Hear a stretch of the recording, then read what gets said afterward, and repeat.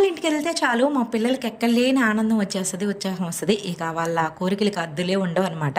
అయితే వీళ్ళందరూ కలిసి మమ్మీ మేమైతే KFC ఆర్డర్ పెట్టుకుంటామని చెప్పి వాళ్ళే ఆర్డర్ పెట్టారండి. పక్క నుండి డైరెక్షన్ ఇచ్చాడు అనమాట. వీళ్ళకి తెలియదులే ఆర్డర్ పెట్టుకోవడం. ఇకపోతే మా ఓడు షాక్ అయిపోయాడు చిన్నోడు. మా చెల్లి కూతురు అయితే ఒకేసారి నేలుకోబోయింది. 2 బాక్సెస్ వచ్చేసి 350 పడింది అనమాట. దాంతో పాటు సాస్ కూడా ఇచ్చారనమాట. చాలా టేస్టీగా ఉంటే మా పిల్లలకి ఎప్పుడు చూసిన ఇవే ఇష్టం. 2 బాక్సులు విభజించి పిల్లలకందరికి పంచి పెట్టి మనిషికి 2 లెక్కలు తిన్నాం అనమాట. నిజం చెప్తున్నా, టేస్ట్ అయితే చాలా బాగుంది. వాళ్ళకి చికెన్ అంటే ఒక ఎమోషనల్ అనమాట. ఇంకా ఇది రీజనబుల్ కాస్ట్ లోనే వచ్చింది. చాలా స్పైసీగా టేస్టీగా కూడా ఉంది.